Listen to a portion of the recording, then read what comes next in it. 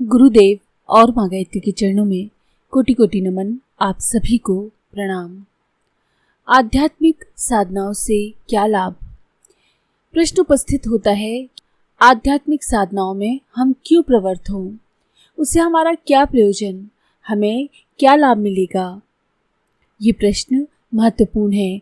आइए आज हम इस पर विचार करते हैं। जिस प्रकार से शारीरिक बल का संपादन करने से शारीरिक स्वास्थ्य उपलब्ध होता है और इसके आधार पर दैनिक जीवन के सारे काम पूरे होते हैं, उसी प्रकार मानसिक बल का उपार्जन करके मन चित्त की स्थिरता और शांति का अनुभव हम कर सकते हैं। मानसिक संतुलन ठीक रखने पर लौकिक और पारलौकिक सफलताएं हमको मिल सकती हैं। मनुष्य विद्युत शक्ति का भंडार है। उसमें प्राण तत्व इतनी प्रचुर मात्रा में भरा हुआ है कि इसके आधार पर असंभव और आश्चर्यजनक कार्य को पूरा किया जा सकता है, किंतु हम उसका ठीक प्रकार से उपयोग नहीं जानते। यदि उसका समुचित रीति से उपयोग करना हम जान जाएं तो जीवन की दिशा दूसरी हो सकती है। मानवीय विद्युत का समुचित उपयोग करना सीखना वैसा ही उपयोगी है जैसे घर के कीमती घोड़े पर चढ़ना जानना या बैंक में जमा हुए रुपयों को निकालने की जानकारी रखना।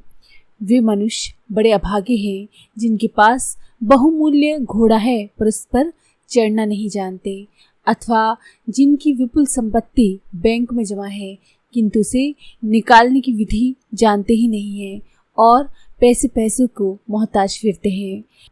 आध्यात्मिक साधना का ये प्रथम फल बहुत महत्वपूर्ण है कि अपनी अपरिमेय शक्ति का हम समुचित उपयोग करना सीख जाते हैं। दुखों को दूर करने और सुख प्राप्त करने का हम प्रयत्न करते हैं। सारा जीवन इन्हीं दोनों की उलट पुलट में व्यतीत हो जाता है, किंतु मनोकामनाएं पूरी नहीं होती। यदि कोई ऐसा उद्गम प्राप्त हो जाए जहाँ से सुख और दुख का उदय होता है और वहाँ अपनी इच्छा अनुसार चाहे जिसे ले लेने की सुविधा हो, क्या इसे मामूली चीज समझना चाहिए? विद्या, धन, स्वास्थ्य, स्त्री संतान प्राप्त करने पर भी जिस सुख को हम नहीं प्राप्त कर सकते, उसकी सच्ची स्थिति प्राप्ति का सच्चा मार्ग केवल आध्यात्मिक साधना द्वारा ही प्राप्त हो सकता है। अपनी शक्ति को विकसित करना ये कितना महान लाभ है।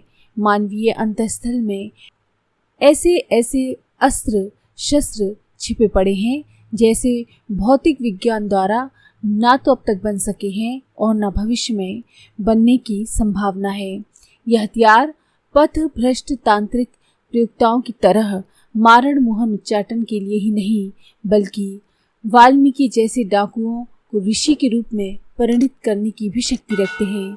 सुदामा और नरसी जैसे दरिद्रों के सामने क्षण भर में स्वर्ण संपदा के पर्वत खड़े कर सकते हैं, कोढ़ियों को स्वर्ण काया प्रदान कर सकते हैं और डूबते दरिद्रों को पार करा सकते हैं। ये दिव्य शक्तियां भी आत्म साधना द्वारा ही संभव हैं। दूसरों के मन को पहचानना, अन्यत्र होने वाली घटनाओं को जानना, भविष्य का पूर्वाभास प्राप्त करके सावधान रहना, ये बातें भी आध्यात्मिक साधना के द्वारा मानवीय अपूर्णता को दूर करती हैं। हम स्वयं क्या हैं, संसार क्या है, इनका ठीक ज्ञान न होने के कारण भाव बाधाओं की कठिन पीड़ाएं हम सहते हैं और चिरकाल तक नारकीय यंत्रणाओं में तड़पते रहते हैं।